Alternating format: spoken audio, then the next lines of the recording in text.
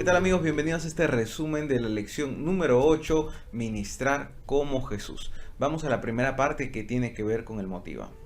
Pregunta, ¿qué es más fácil de realizar? ¿Una lista de 10 virtudes o una lista de 10 defectos? Puedes colocar ahí en tu mente, puede ser una institución, puede ser presidente, puede ser tu esposo. Y responde, ¿cuál de las dos listas es más fácil de realizar? Bueno, humanamente nos sentimos inclinados a destacar los defectos de los demás y buscar aquello en lo que no son buenos o aquellos errores. Pero cuando Cristo vino a esta tierra, Él vino a buscar lo positivo de las demás personas. Mientras que todo el mundo se amontonaban para ver a los pecadores y para señalar, Cristo en lugar de ver pecadores veía personas necesitadas de esperanza y de salvación. Su trato y palabras con las que Él se expresaba a aquellas personas nos dan un ejemplo de cómo nosotros debemos ministrar a otras personas. Vamos a la segunda parte que tiene que ver con el explora. El texto de memoria se encuentra en Mateo 9:36 que nos dice lo siguiente: y al ver las multitudes tuvo compasión de ellas, porque estaban desamparadas y dispersas como ovejas que no tienen pastor. Hemos resumido el contenido de esta semana en 3 puntos principales. En primer lugar, vamos a ver el ejemplo de Cristo. En segundo lugar, el método de Cristo. Y en tercer lugar, la misión que nosotros tenemos por delante. Vamos al primer punto que tiene que ver con el ejemplo de Cristo. La misión de Cristo. ¿Cuál era la misión de Jesús? En Lucas capítulo 19, versículo 10, encontramos lo siguiente: porque el Hijo del Hombre vino a buscar y a salvar lo que se había perdido.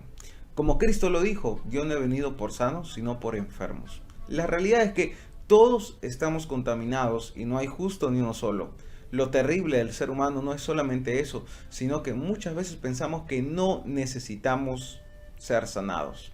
En otras palabras, no necesitamos de Cristo. Como dice la iglesia de la Odisea en Apocalipsis capítulo 3, soy rico y me he enriquecido y de nada tengo necesidad.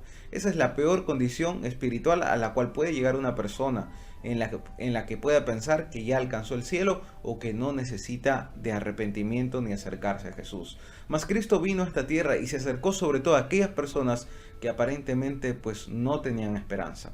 Cuando Cristo se aproximó a ellas, Él utilizó palabras de gracia, como dice aquí en Lucas capítulo 4, versículo 22, y todos daban buen testimonio de Él y estaban maravillados de las palabras de gracia que salían de su boca. Cuando Cristo se acercaba a las personas, cuando Cristo hablaba, transmitía esperanza, fortaleza, sostenía a aquellas personas que estaban abatidas, traía perdón de los pecados, esas palabras de gracia. Ahora, el ministerio de Cristo podríamos resumirlo en 3 palabras que se encuentran en el siguiente texto, que es Mateo 9:35. Nos dice Mateo 9:35, recorría Jesús todas las ciudades y aldeas, enseñando en las sinagogas de ellos y predicando el evangelio del reino y sanando toda enfermedad y toda dolencia en el pueblo. 3 palabras: enseñar, predicar y sanar. Pero si nosotros hacemos un estudio de los evangelios, nos damos cuenta que más frecuente se encuentran los milagros y la sanación que Cristo realizaba. Es un ministerio bastante importante y equilibrado. No solamente era la teoría, no solamente alguien que predicaba de la distancia, sino que alguien que se acercaba, que atendía a las personas, que tenía compasión por ellas y que obraba en su vida. No solamente trayendo salud física, pero sobre todo trayendo salud espiritual. El segundo punto de esta semana tiene que ver con el método de Cristo. Quizá una cita muy conocida. Vamos a leer nuevamente esta conocida cita que se encuentra en Ministerio de Curación. Solo el método de Cristo será el que dará éxito para llegar a la gente. El Salvador trataba con los hombres como quien deseaba hacerles el bien. Les mostraba simpatía, atendía sus necesidades y se ganaba su confianza. Entonces les decía, sígueme. Interesante el método de Cristo, que tiene que ver mucho con esa cercanía, con acercarse a las personas, desearles el bien, ganarse la simpatía, atender las necesidades y finalmente hacía un llamado. Alguien dice por ahí, en este mundo y en esta vida nadie sigue a extraños, todos seguimos a un amigo. Si un extraño viene y te da un consejo, tú lo tomarías con pinzas. Es más, quizá ni siquiera le prestes atención, pero si un amigo te llama, te visita a darte un consejo, pues tú prestarías mucha atención. Jesús se aproximaba a las personas, sea amigo, ganaba su confianza y les invitaba a aceptar y a seguirle como su único Salvador. Encontramos en el método de Cristo el camino que la iglesia tiene para poder llegar a las personas. Cuando leemos, por ejemplo, en Mateo 9:2, esta ocasión en la que Cristo realizó un milagro, dice el texto lo siguiente: y sucedió que le trajeron un paralítico tendido sobre una cama, y al ver Jesús la fe de ellos, dijo al paralítico: ten ánimo, hijo, tus pecados te son perdonados. La forma en que Jesús trataba, el método de Cristo, era atender las necesidades físicas y luego hacer un llamado a que le sigan. Aquí encontramos que Jesús sanó a un paralítico, pero no le dijo: eres sanado, o tus piernas se van a restablecer, o tu integridad física ahora se va a recuperar, sino Jesús dijo: tus pecados te son perdonados. Alguien podría haber decidido: pero este hombre no vino por perdón de los pecados, este hombre vino para solamente ser sanado, ¿no? Para recuperar la fortaleza, el vigor físico. Pero lo cierto que ser sano o hacer un milagro de sanación, al no ir acompañado del perdón y la restauración espiritual, es un milagro incompleto. Porque la realidad es que todas las personas que Cristo llegó a sanar, inclusive el mismo Lázaro que resucitó, pues finalmente e inevitablemente más adelante murieron. ¿Y de qué le sirve al hombre ganar todo el mundo y perder su alma? Lo más importante, el foco era la misión de que estas personas acepten a Jesús como su único Salvador.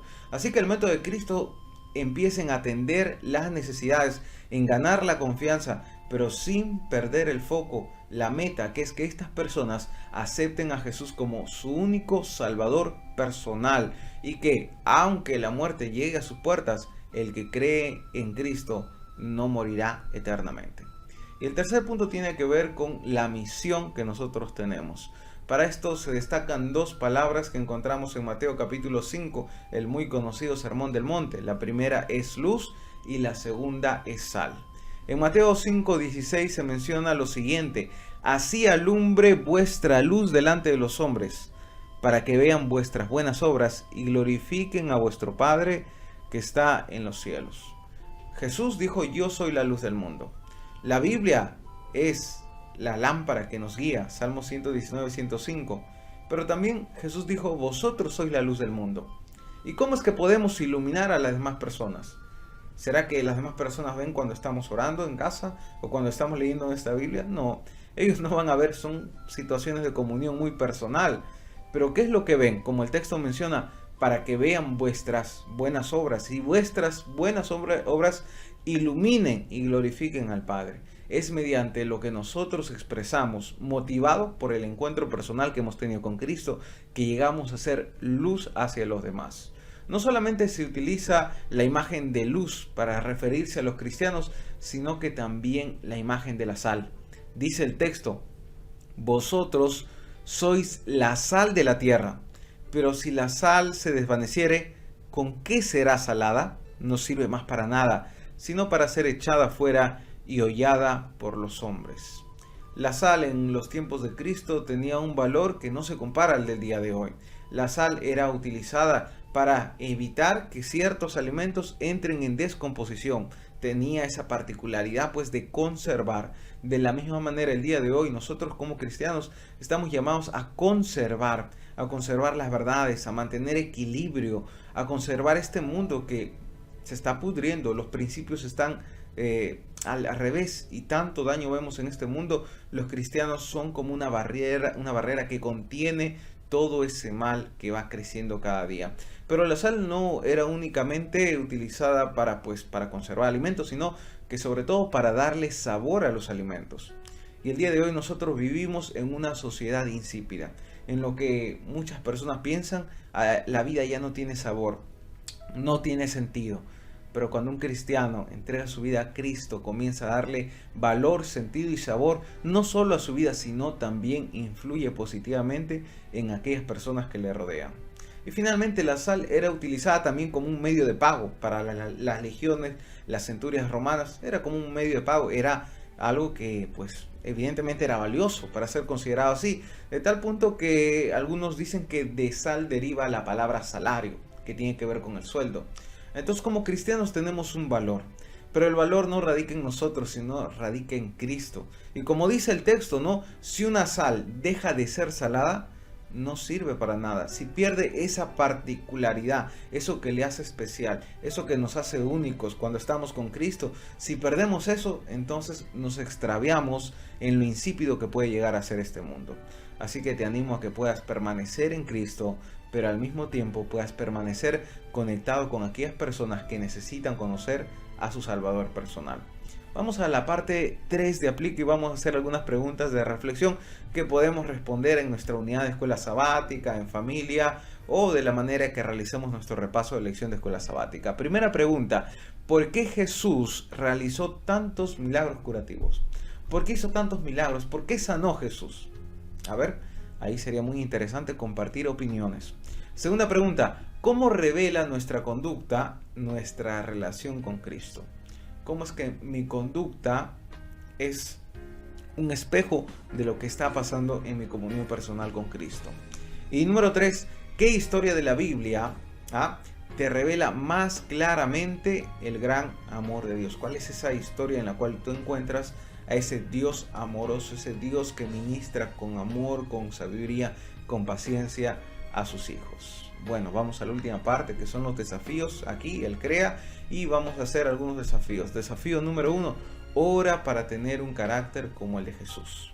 Oremos para que el carácter de Cristo vea reflejado en nuestra vida. En segundo lugar, estudia el ministerio de Cristo, reflexiona en los milagros que realizó, estudia, repasa cómo es que Cristo ministraba a las personas. Encontraremos mucha bendición y enseñanza para nuestra vida. Y finalmente, comparte alimentos, ropa, pero sobre todo comparte esperanza. Puede ser parte del kilo misionero de tu iglesia, o tal vez tú conoces a alguien que vive en tu edificio, o alguien que saliendo por la calle ves una persona necesitada, tú puedas compartir algo, compartir lo que puedas compartir, pero sobre todo no dejes de compartir esperanza, que todos puedan conocer a Jesús, porque tarde o temprano puede que la muerte llegue a nosotros si Cristo no viene antes, pero aquellas personas que duermen en Cristo resucitarán primero. Muchas gracias, amigos, este ha sido el resumen de la lección de escuela sabática. Que Dios nos bendiga y que podamos gozar de un hermoso sábado. El Señor nos acompañe.